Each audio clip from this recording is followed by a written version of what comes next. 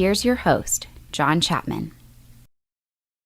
Welcome to a spooky edition of the 49ers Rush podcast. Happy Halloween, everybody. We are recording this at 1:46 on Saturday. Now you ask, why so late of a broadcast? Well, thank you, Kyle Shanahan, for this. He did not want to tip his hand until the very last possible minute with who was going to be active and who wasn't. And so because of that, guess what? This is where we are. Literally minutes ago, he released who's going to be active and who's not, and we've had a lot of movement today, a whole lot of movement. So we're going to be going over that for both teams because Seattle did the exact same thing. And, man, Seattle went behind enemy lines. Not going to lie, it's downright disrespectful what they did. But shout out to the Countdown crew. Tim Ford, what's up? Happy Halloween to you as well, brother. Here's the deal. This is the biggest week. This is week priority number 1. When the schedule release took place, it was what is the most important game on the entire docket. All 16 games. This is it. At Seattle. At Seattle. We are here. This is where we want to be. We're moving into this. Things are trending upwards. We're back-to-back game wins. Seattle's coming off a loss, their only loss.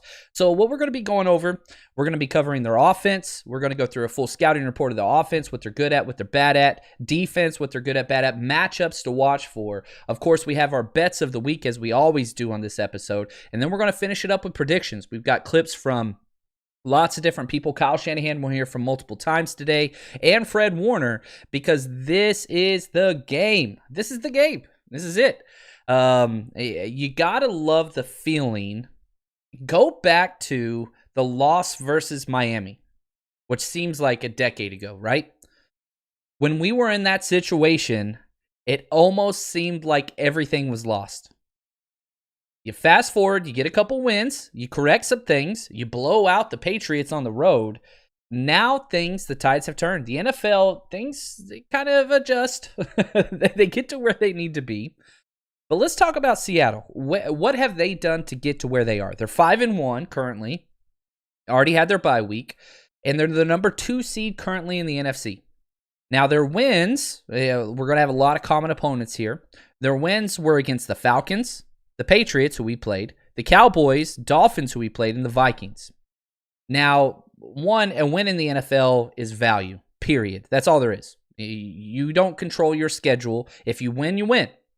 But whenever you look at these 5 teams that the Seahawks have defeated, their combined record is 10-18. 10-18. That's it. And all but one of those games, the Falcons, were a one-possession game. So should Seattle be mentioned as one of the top teams in the NFL? Yeah, they should. However, their toughest matchup that they have had all year is this week. You could say the exact same thing for the 49ers, right? If you combine the 49ers win-loss ratio of the teams they beat, it's not very good either, especially with the Jets and the Giants in there. That's going to throw it off. But there is a commonality between these two teams. They have both lost to the Arizona Cardinals. Last week, Seattle lost, which was probably the game of the week, in overtime, 37-34. Back and forth. The Seattle Seahawks were in control of the entire game through turnovers and just failing to, move the ball down the field at the end of the game. They end up losing, which was awesome. And now the 49ers are 2 spots out. 2 games. That's it. 2 games out of first place. You get this win, you're 1 game out of first in the NFC West, the toughest division in football. All right, let's jump over now. Let's talk about some injuries, and we'll be going through some questions, as we chit-chat and as we go through this. That's fine. So make sure you just tag me. I would appreciate that. So right off the bat, there are so many questionable calls out there. The news just came down that Tevin Coleman and K'Waun Williams are active off of IR. So they're back. So we have Tevin Coleman. We have K'Waun Williams. We could spend 20 minutes just talking about these 2 players. Number 1, Kevin Williams, and I was talking with Tim about this, Tim Ford, good friend and listener. He said, and I agree with him, this game kind of depends on K'Waun Williams, Shark, because he is the best in the NFL at shutting down one of the best wide receivers, Tyler Lockett, who leads the NFL in touchdowns with 7. But if you look back at the games where Tyler Lockett and K'Wan Williams have played against each other, K'Wan Williams has dominated that matchup. So we needed him back this week, and we do get him. That's huge. So if you just look at our secondary, we're finally looking good just from a corner aspect, right? You have your two outside corners, Jason Verrett. You've got Emmanuel Mosley. And on the nickel corner now, you've got K'Wan Williams.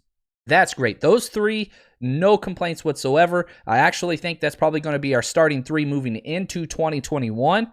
I love Sherm, but I don't think that they're going to be able to afford to bring him back. Now, Tevin Coleman, let's talk about him. And I'm very glad that he is back because we need running back depth for sure. I am petrified. I am terrified, in fact, that Tevin Coleman's going to start this game. I think that would be the biggest mistake Kyle Shanahan could ever make. I really, really do. Last week, we were hoping to see JaMycal Hasty out there as the front runner. Instead, he goes with Jeff Wilson, who didn't even get a full practice in all week. Now, the good news is Jeff Wilson went ham. He totally crushed it, right? Which was incredible. And then we saw JaMycal Hasty in the second half, and he was great. Well, here's the problem. Tevin Coleman is not Jeff Wilson Jr. He's not anywhere close to Jeff Wilson Jr. In fact, if you look at the numbers, Tevin Coleman is the worst running back that we have on our roster. It's not close. He is average 1.7 yards per carry in a Kyle Shanahan offense this year.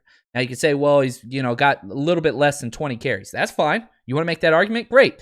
Let's talk about another player that has about 20 carries. JaMycal Hasty. He averaged 5.2 yards per carry. Literally 3.5 more yards per carry. JaMycal Hasty over Tevin Coleman. Now, I'm not saying JaMycal Hasty's better than Tevin Coleman, even though I believe that.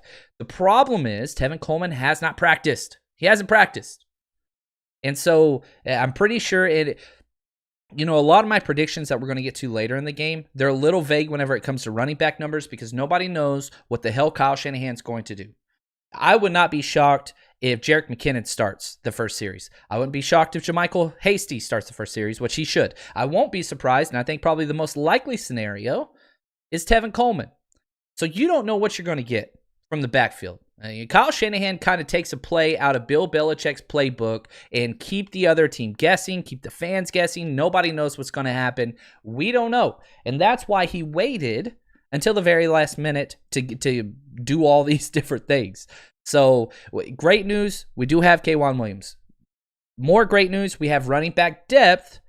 Gosh, I hope Hasty gets his chance. This game is designed for JaMycal Hasty. Please do not bore us with Tevin Coleman goes down on first contact every single time. We don't want to see that.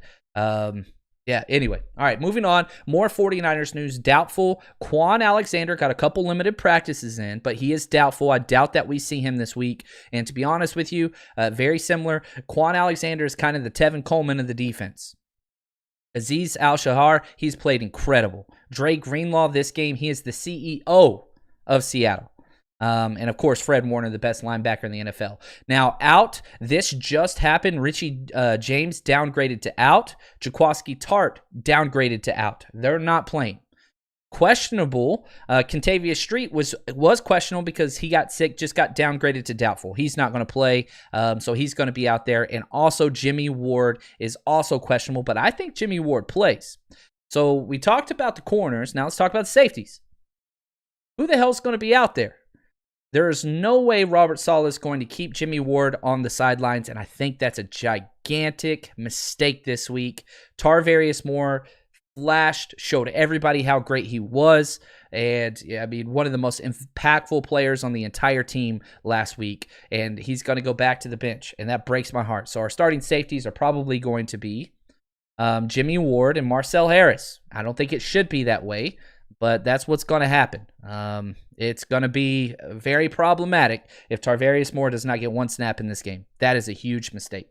A couple promotions took place from the practice squad. Safety Jonathan Cyprian gets promoted for his second week, so he's going to be that number 4 safety. And wide receiver, the all-name team, River Craycraft. Here's the deal with River. Now, Kevin White's already been promoted twice, so you can't promote Kevin White again. You have to give him a spot on the 53. You can only promote players twice before you promote them and keep them on the 53. So that means with Debo and Richie James out, now you're talking Trent Taylor, Dante Pettis, and River Craycraft for punt returners, kickoff returners, and the slot role. Your 2 starting wide receivers are going to be Kendrick Bourne and Brandon Ayuk.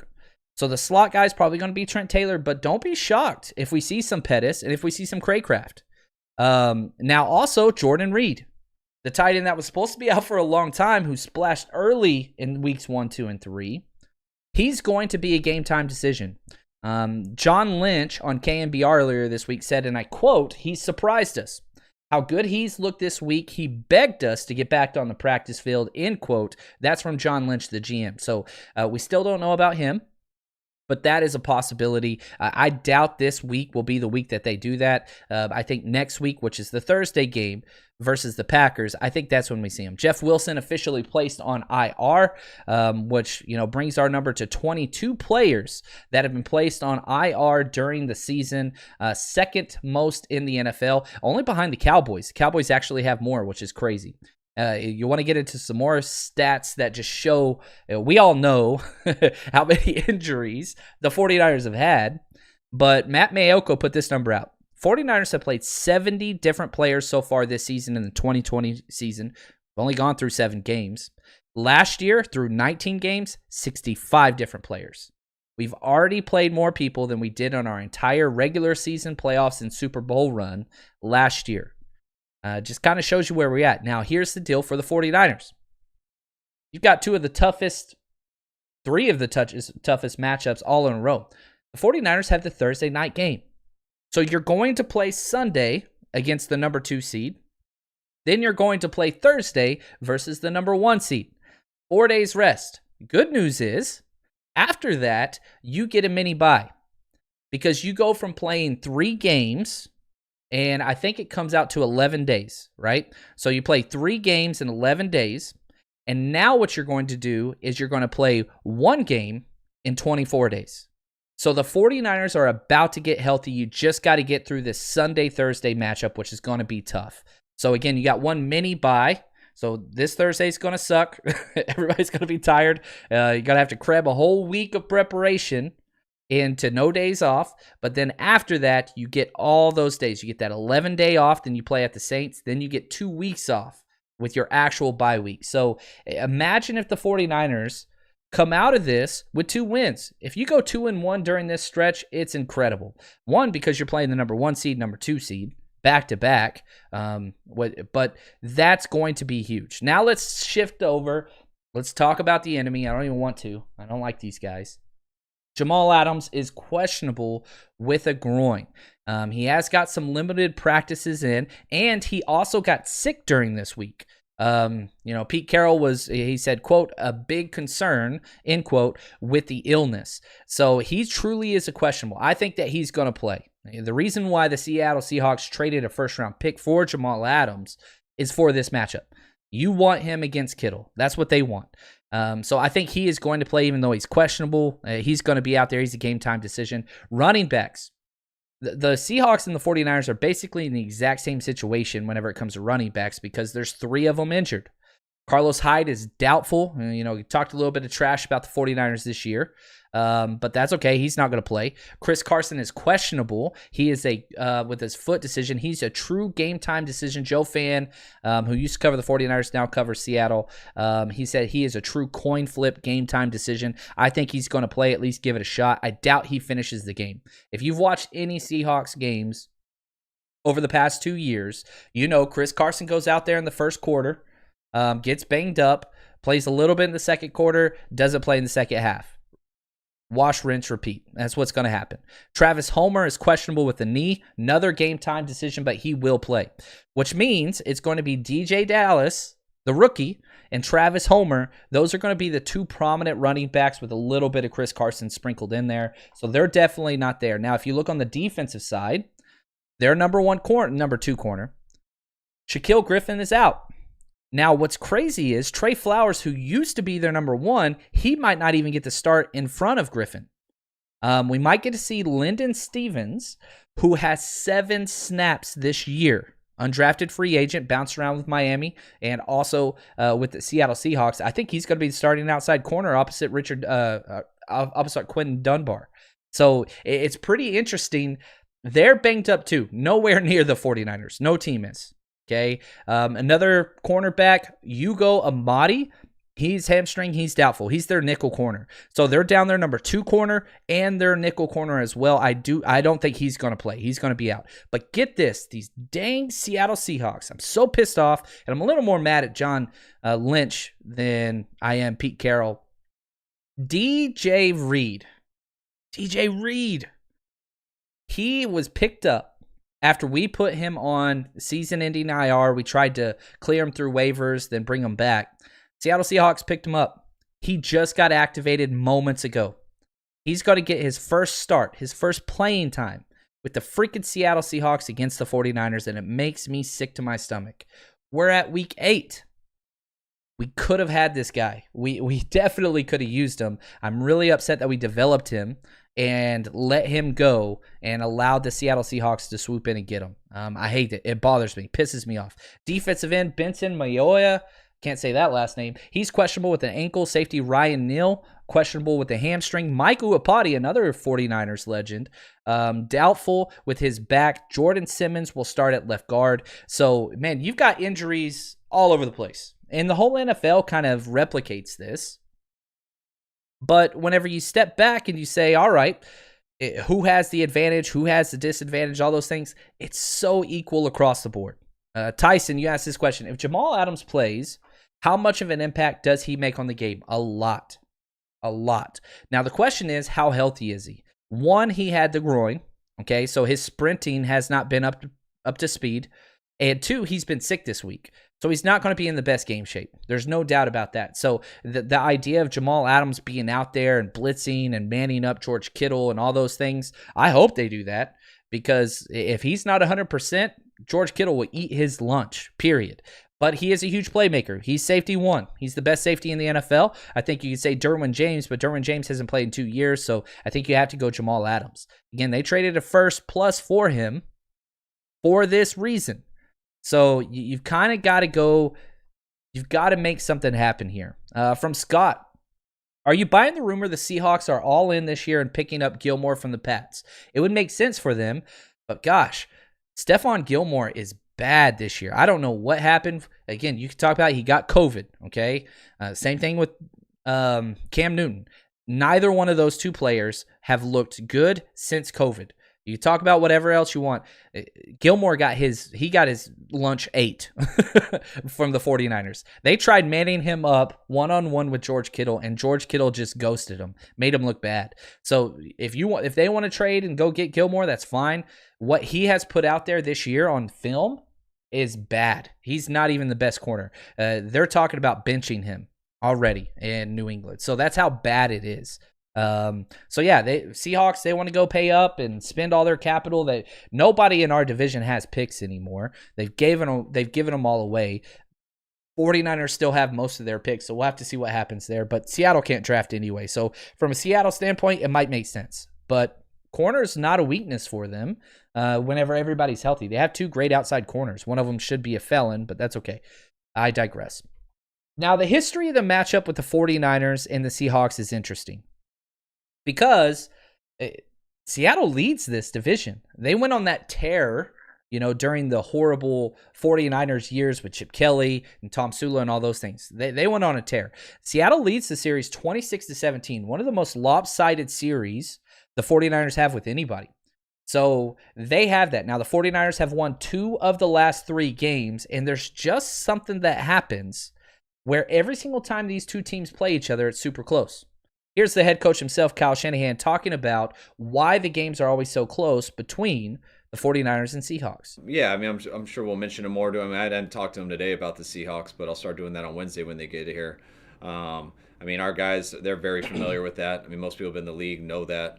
I mean, any game that Russell Wilson's in, I mean, no matter what happens, they have a chance. And I think that's why you see so many weird endings, that because he can always pull something out of the bag and pull something off crazy. So we've seen that a number over our years. I know people have been seeing that from him and their team since they've gotten in the league, and you saw another one last night. So our players are ready for it. It's always going to come down to the wire, regardless how that first half goes with the third quarter, and that's what you got to expect. And you try to expect that in every game, so you're never surprised by it. But you're right, it happens a lot more with the Seahawks than it does everyone else. Yeah, I think he kind of hit it, right? It happens a lot in the NFL. Most games are close, but really it's Seattle and anybody. They have played the worst teams in the NFL, and they come down to a one-possession game. Now, the swings are huge whenever you're talking Seattle games. Again, it doesn't really matter if it's the 49ers or other people. It's a little bit closer whenever you're talking these two teams, but Seattle, again, they're close to every single team they play because they have no defense. Okay? 5 of the last 7 games between the 49ers and Seattle Seahawks have been decided by 5 points or less. 5 of the last 7. Now let's go further. 4 of the last 7 have been decided by 3 points or less. It comes down to the last possession.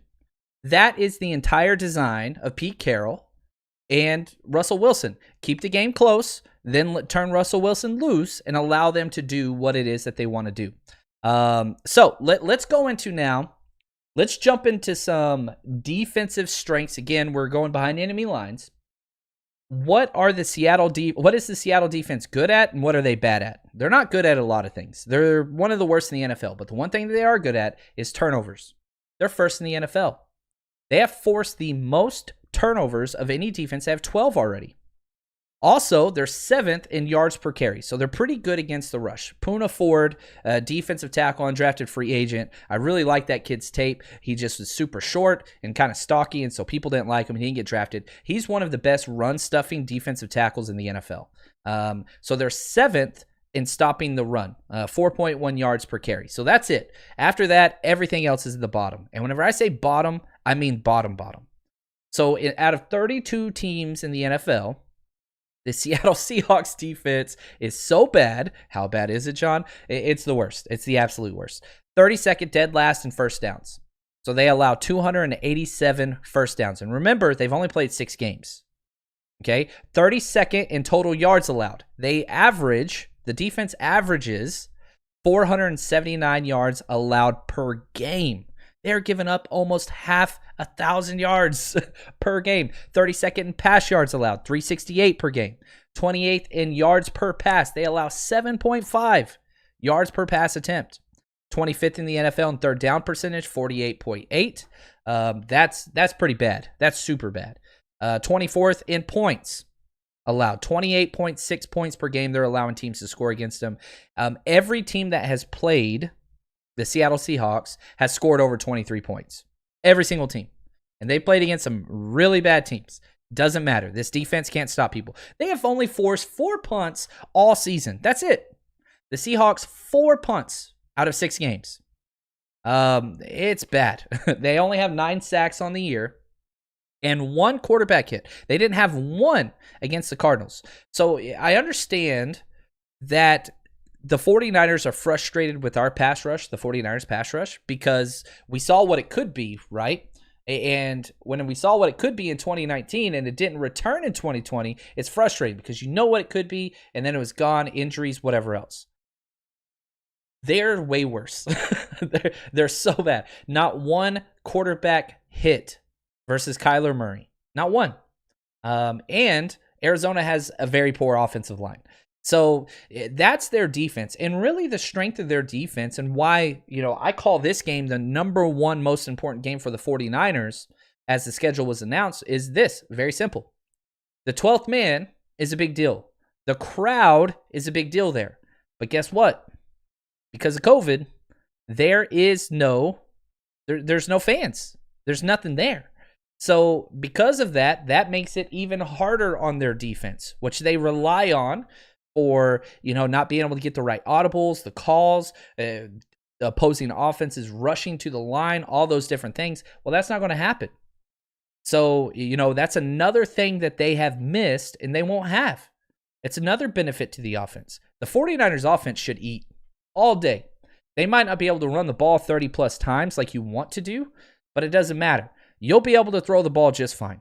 Yeah, I understand Deebo Samuel's out, and that hurts big time. That is such a huge blow because he's just so dynamic. He opens up the run game, the pass game, blocking, energy level. All those things are huge, but this offense is not dependent upon Deebo. I just don't believe that's the case. And so I still think there's going to be a lot of movement offensively. Now, the scheme that Seattle runs, it's ours. It's the exact same as ours. It's basically what it is. And yeah, the numbers sound bad, but Kyle Shanahan mentioned this, and I'm going to turn to him now.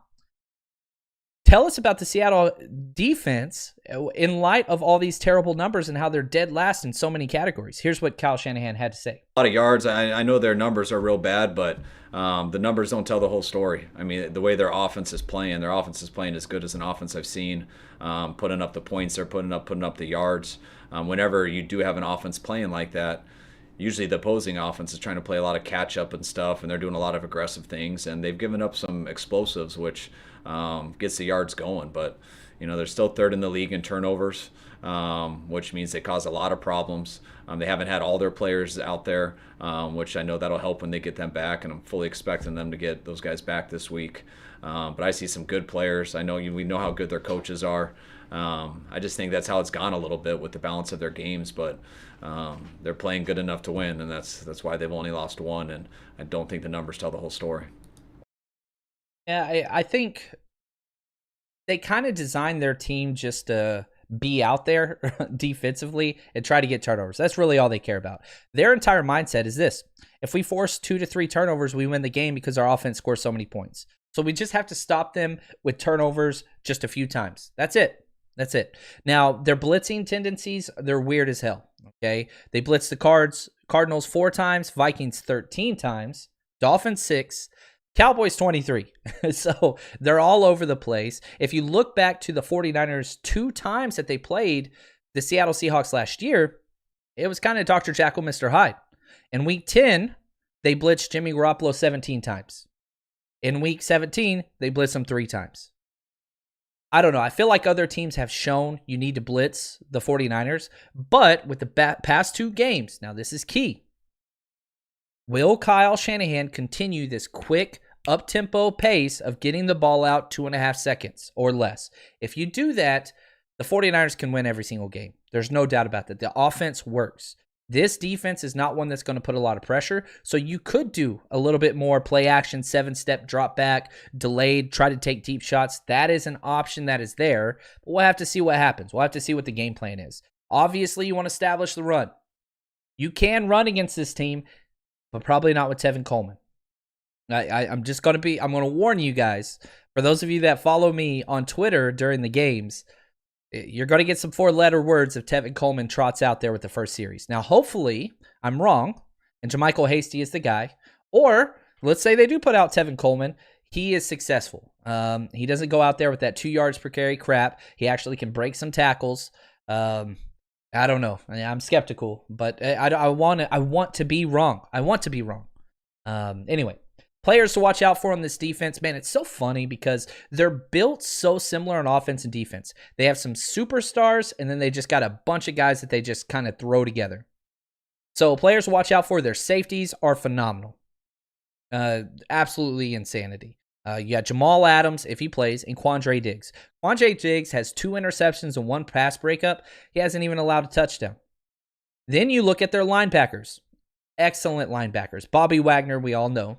KJ Wright's having the best year of his entire career. KJ Wright as the will linebacker, 3 pass breakups, 1 interception, but he has missed 6 tackles.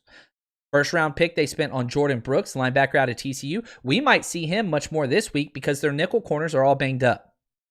So they might stay in the 4-3 base personnel. Again, they run the very similar defense to us, and they have 1 solid corner, Quentin Dunbar, who they traded from Washington. So that's it. After that, there's nothing. Notice, I didn't mention anybody on their defensive line because there's not really anybody. Poona Ford can stop the run, but again, he's a situational run defender. He's not very good against the pass rush. Their D-line is suspect at best. At best. That's putting it kindly. They do have Bruce Irvin, but he's long in the tooth. He hasn't been very flash whatever. He hasn't been much at all. The 49ers O-line should be just fine in pass pro. I think you'll be able to put a lot of people out on routes, and as long as you get the ball out quick. Now, you don't want to overcompensate and just say, look, we're going to go back to our old system. I think that would be a huge mistake. The 2020 49ers offense has proven 2.5 seconds or less, great success. I sound like Borat right there, right? But if you're holding that ball a long time, that's when things get bad. Get the ball out quick. Quick reads. They practice against this defense every damn day. Every day. They know where the soft spots are. They know what the reads are. They know where the exchanges are in the secondary. You can exploit this team. Period. That's all there is to it. And again, their D-line's bad. The 49ers have more pressures, more sacks, one less quarterback hit than them, but that's it. And so, yeah, get the 49ers pass rush hasn't been that good. It's way better than what we've got. Now, the matchup to watch, O-line versus D-line. If the 49ers establish the run in this game early, 49ers are winning this damn ball game. And I don't know if you can tell the optimism in my voice this week. To say that this is a winnable football game for the 49ers, I'm underselling it. I understand, the Vegas odds and all that stuff. I don't care. The 49ers should win this game. The 49ers should win this game. Period. Based on personnel and coaching.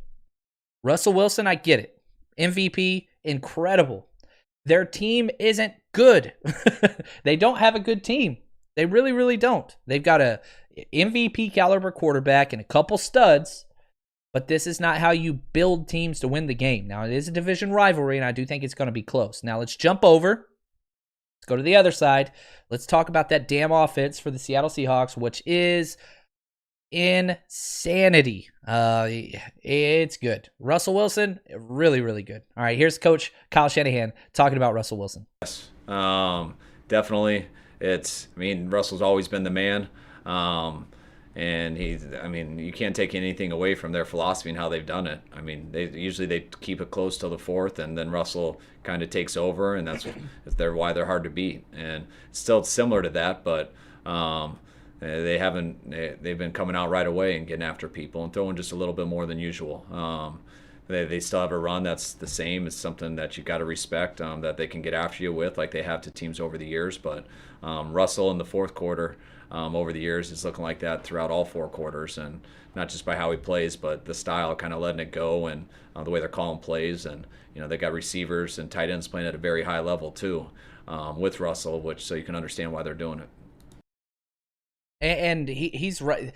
The way that they've built their team, and I'm already getting out of order, they have 4 studs. They got 4 studs on offense. Russell Wilson, number 1.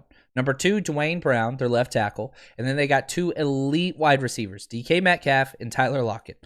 The good news is Tyler Lockett has had his worst games of his entire career versus the 49ers and K'Wan Williams.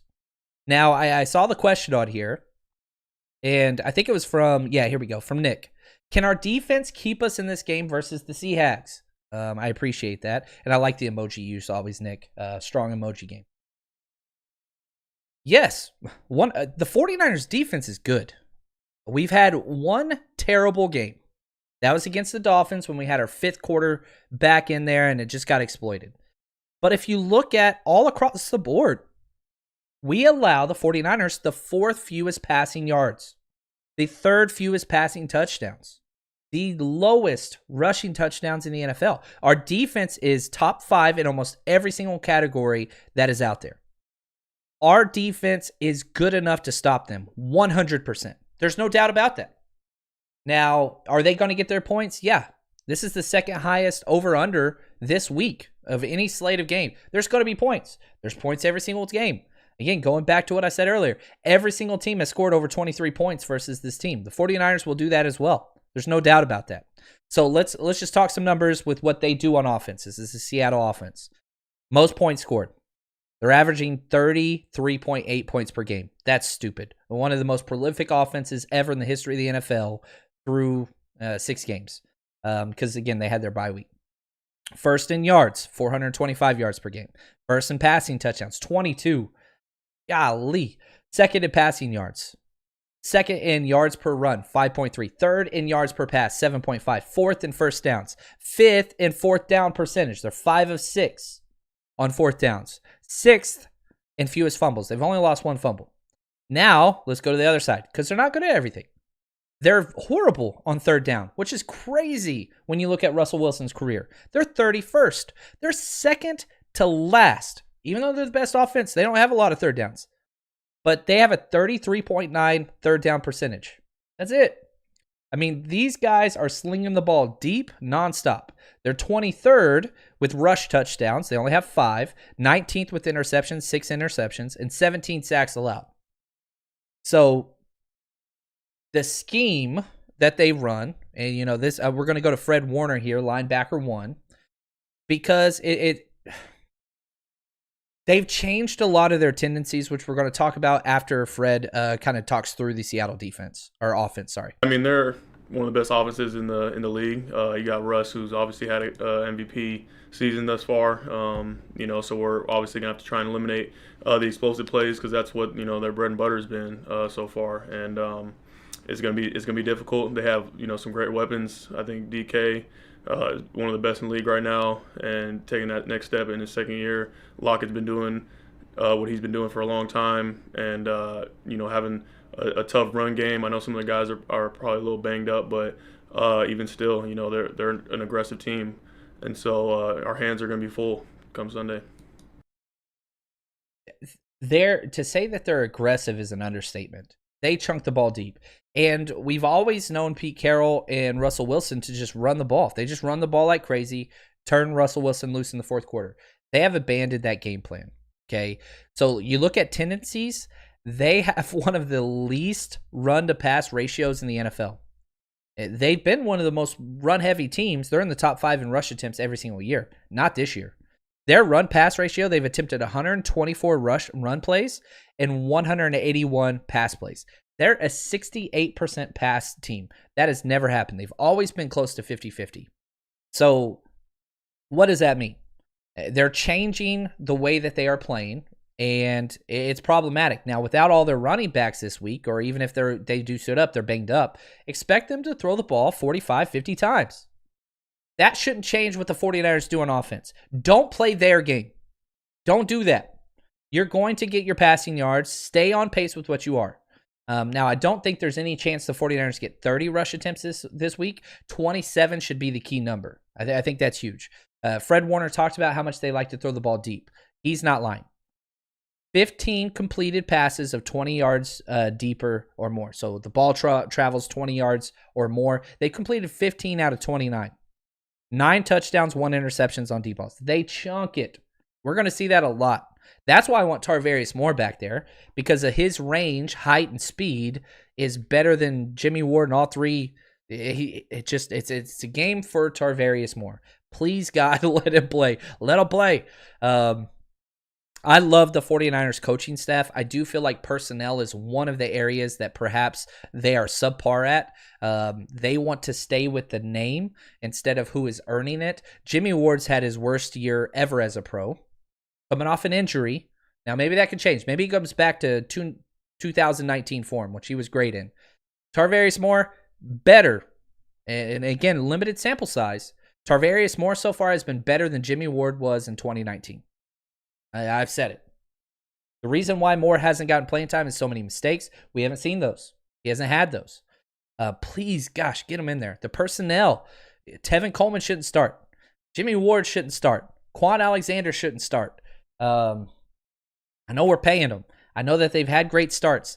Stay with who's hot. Now's not the time to go back and not hurt feelings. This is the NFL. Not for long, baby. You put up or shut up.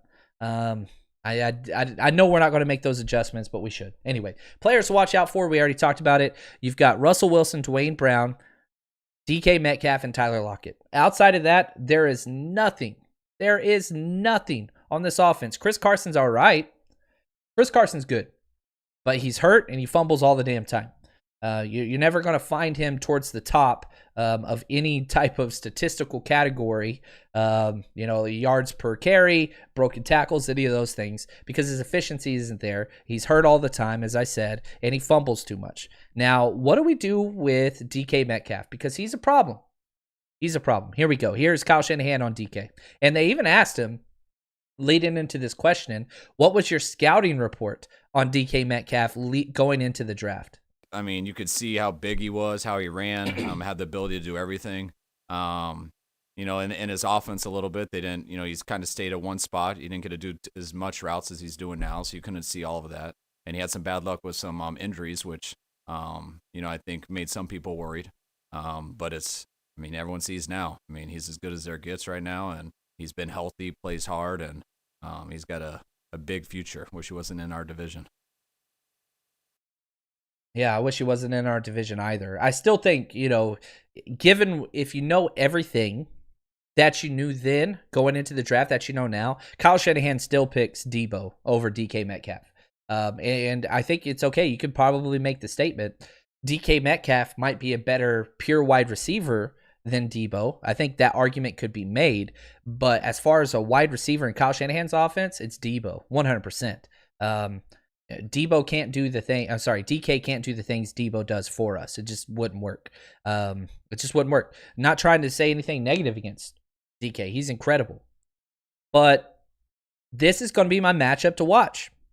DK Metcalf versus our corners. Now, here's the deal. We're going to have our field corner is going to be Jason Verrett. He's going to be to the wide side of the field every single game or every single play. You're going to have the opposite side, Emmanuel Mosley, E-Man, he's going to be on the short side.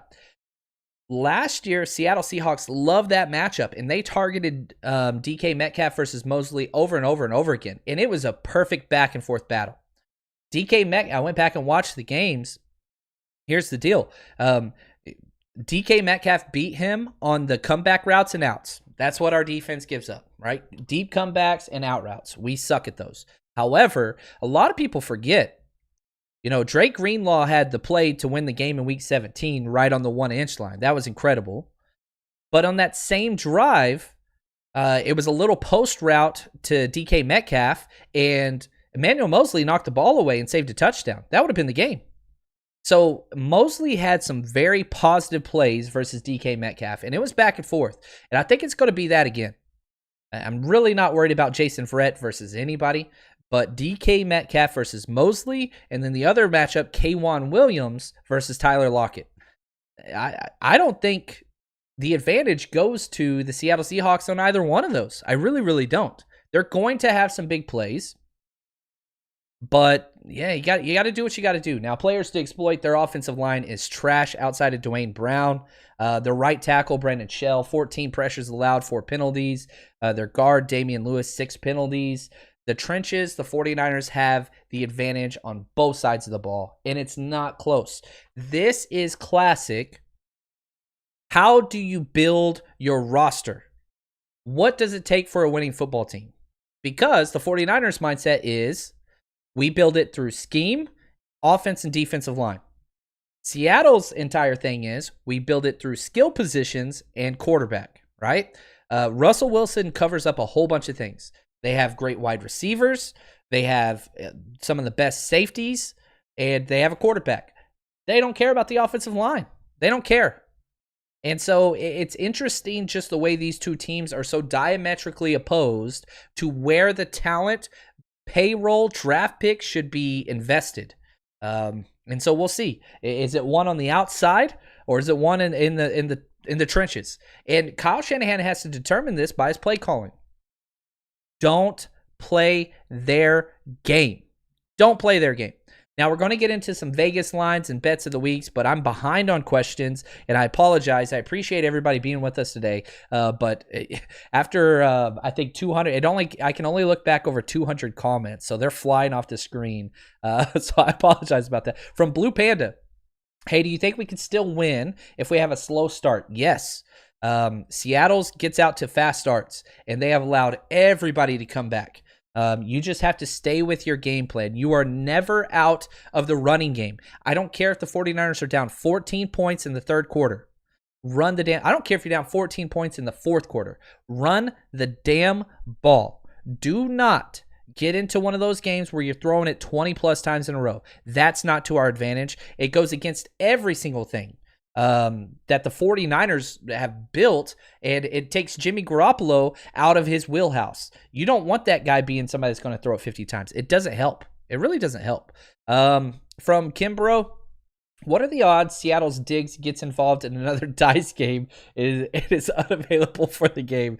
That is hilarious. If you look at that secondary, man, they've got some figures in there, from stealing watches and holding people at gunpoint to dice games to whatever. But it's the Seattle Pete Carroll way.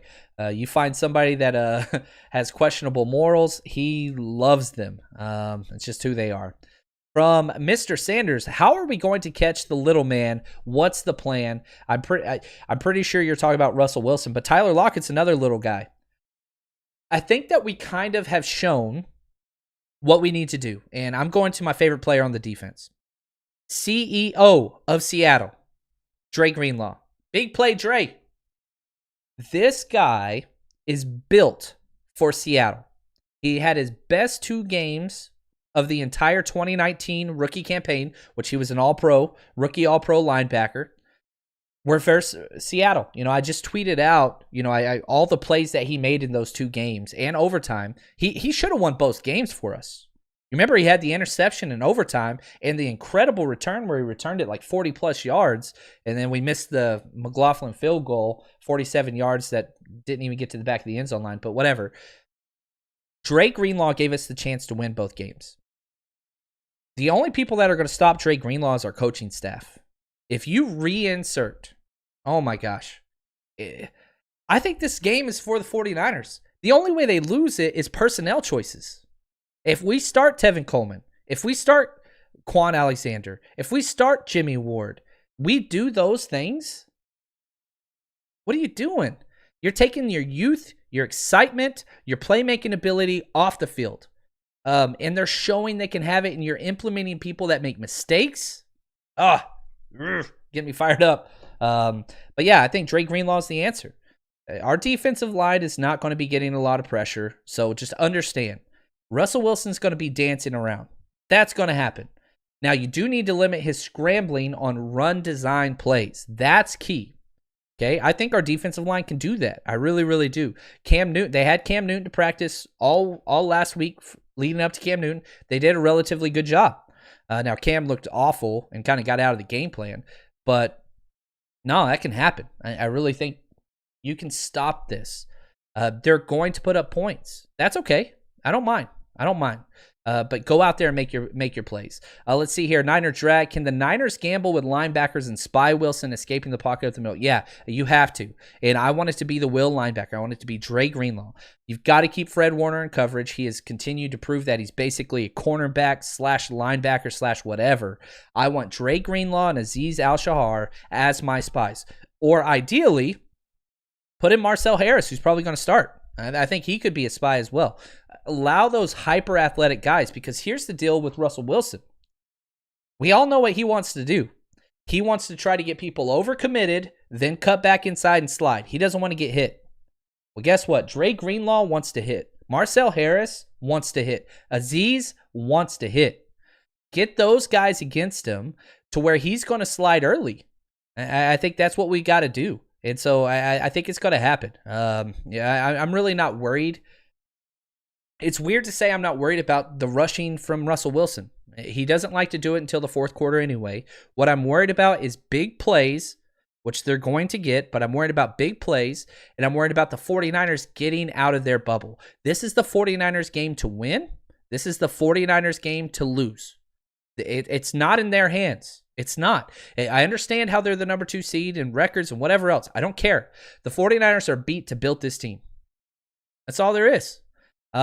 Is there any area Wagner does better than Warner or vice versa? Man, that's a good question. So first off, Bobby Wagner, I think you have to give it to him. All-decade team linebacker. He has been so consistent. Last year was the very first year we saw Wagner drop off. And I still think that he's probably a Pro Bowl, All-Pro level linebacker. But if you are asking me who would you rather have in a game, it's Fred Warner. Right now, it's not even close. The consistency, the playmaking, he's not missing tackles, which was a problem for Warner in his rookie year. He's eliminated that completely. Now Wagner's missing tackles. So I feel like their kind of trajectories, how do I do this? They're kind of passing each other, right? Wagner's kind of on the downward turn and Warner's just descending. It's incredible. It's what it is. But let's talk some betting. Vegas lines, the 49ers are +3. They're dogs. Which again, home field advantage does not exist. Yeah, the traveling sucks, so maybe a little bit there, but not 3 points worth. Not 3 points worth. Not 3 points worth. Go back. 4 out of the last 7 games were decided by 3 points or less. You're giving the 49ers 3 points? Seattle Seahawks can't blow anybody out because of their defense. I don't care if they score 50 points. They forced 4 punts this season. I don't understand it, but I love it. And I'll tell you why here in a second. The over-under is 53.5 points. There's going to be points out there. They're going to be marching up and down the field. There's no doubt about that. So before we get to our bets of the week, which I've got a couple for you, and our predictions of the game, real quick word from our sponsor. Unless you've been living under a rock, you know the NFL and the NBA, they're back. They're in full swing, which can only mean one thing. It's a winning season at MyBookie. I don't know about you guys, but for me, a game is 10 times more exciting whenever I'm putting my money on it. And if you've been betting with us, we've been doing very, very well so far this year. So stick with us. Bet on it. Use all the knowledge that we have, and let's be successful. And here's the deal. Right now, they have $100,000. You heard me. $100,000 super contest for only $10 entry. $10. You can win all that money. They're giving away $5,000 in cash prizes every 4 weeks. You would be crazy not to jump in there with all your knowledge. $10 to win thousands. Sign me up. You too can make up and sign up at MyBookie. And here's the deal. Use promo code 49ers, 49ERS, to claim your 100% deposit match all the way up to $1,000. That means you put in $100, they're going to give you $100. Rollovers will be included in that, and if you have questions, please call their customer service. They'll help you with that. But the NFL, NBA, MLB, they've got it all on tap. It's never too late to get started, and if you've wanted to jump in with us, now's the best time. Head to mybookie.ag, promo code 49ers, and they're going to double your initial deposit. Thanks for the support, MyBookie. All right, scrolling through the chat here, and I'm loving the back and forth. We have some Seattle Seahawks fans which are here, which is hilarious because I didn't, what's it called, for the questions on, like, when you fill out your YouTube page, I didn't make it for kids because I know there's not that many fans because all their fans are brand new. So it's interesting. So be nice to the Seattle Seahawks fans. They're all minors. They're all young kids. So please be kind to them. Don't cuss them out or anything because, again, I don't want their parents getting mad. Anyway, let's move on to our bets of the week. 4 of the last 7 games decided by 3 points or less. How many times do I have to say it? How many times? I want all that action. You tell me there's no fans in Seattle. There's no 12. I love it. I absolutely love it. So I'm taking the 49ers plus 3.5. So click on +3, and then I'm adding half a point because what if the 49ers, what if it goes to overtime, which is a strong chance. You kick a field goal to win the game. 3.5 points. This means if it does go to overtime and Seattle kicks in a field goal to win it, we still get paid. Now, I don't think that's going to happen, but I'm just adding that little bitty extra buffer, 3.5 points. You bet 10 to win $17.50. I'm excited about that. Now, teasers, I want to bet big on this one. I'm pretty ecstatic on a couple different games out there, really 3 games. Now, with teasers, I'm taking a 3-team teaser +6. So again, the 49ers are +3, right?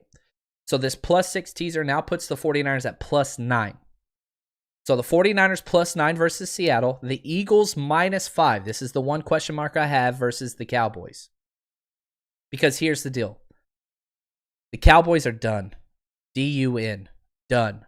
Eagles got back 5 starters today. They activated 5 starters, 2 starting offensive line. They're going to crush it. Andy Dalton's out. This game's over. So I'm taking the Eagles -5 versus the Cowboys. And then I'm taking the Bills +1.5 versus the Pats. Cam looks like he's done. Edelman's out. N'Keal Harry's out. Stephon Gilmore's out. I love these matchups 49ers versus Seattle +9. Eagles -5 versus Cowboys.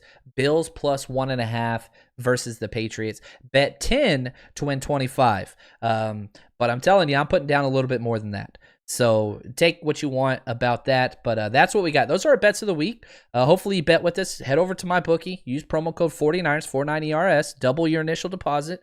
That's there for you.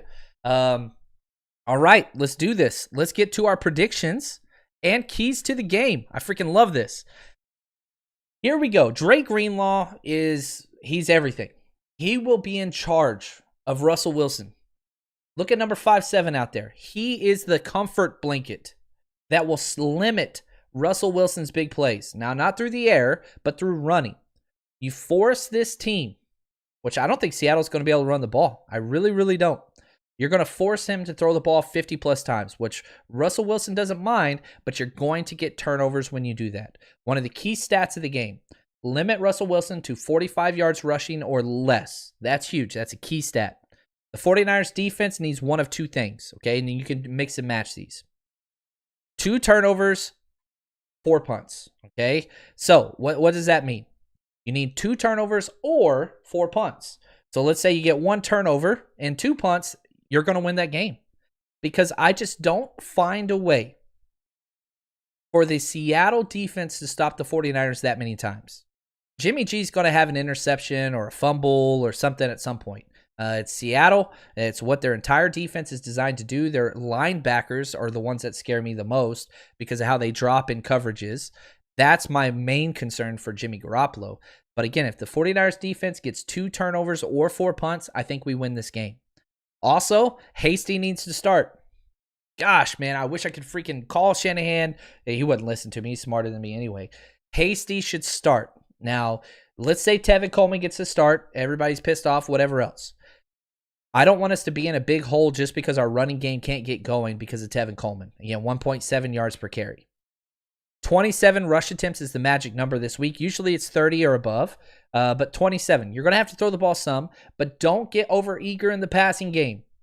Remember who you are. You're the freaking 49ers. You're Kyle Shanahan. Run the damn ball. We don't have Debo. We don't have the jet sweeps. You better get Brandon Ayuk in there. He should be involved. Now, running back-wise, I'm not sure who's going to get touches between Jerick McKinnon, Tevin Coleman, and Hasty. If I had it my way, Hasty would have 20 carries. Get Jerick McKinnon maybe 3 to 4 carries and 3 to 4 pass attempts, and you get Tevin Coleman about 5 to 6 carries. That'd be amazing. That'd put us above 30. I don't think it's going to happen that way. Jimmy's going to make his mistakes. Remember, the Cardinals had 2 turnovers and still won. So be aggressive. Be aggressive. Be aggressive. Go attack on 3rd and 4th down. Don't be scared to run on 3rd down. Even if it's 3rd and 10, you can still run the ball as long as you're planning to go for it on 4th down. Go for it on 4th down. You have to maximize all possessions this week. Field position doesn't mean jack squat. Not versus the Seattle offense. It really, really doesn't. You have to maximize possessions. Aggressive play calling. 1 turnover is okay for the 49ers offense. 2, probably going to be a little too much. Ayuk and Kittle go over 80 yards receiving each. They're going to have to throw the ball to somebody, and I think Ayuk's going to have a hell of a day. Curious to see if Quentin Dunbar shadows him or not, what that looks like, but I don't care even if he does.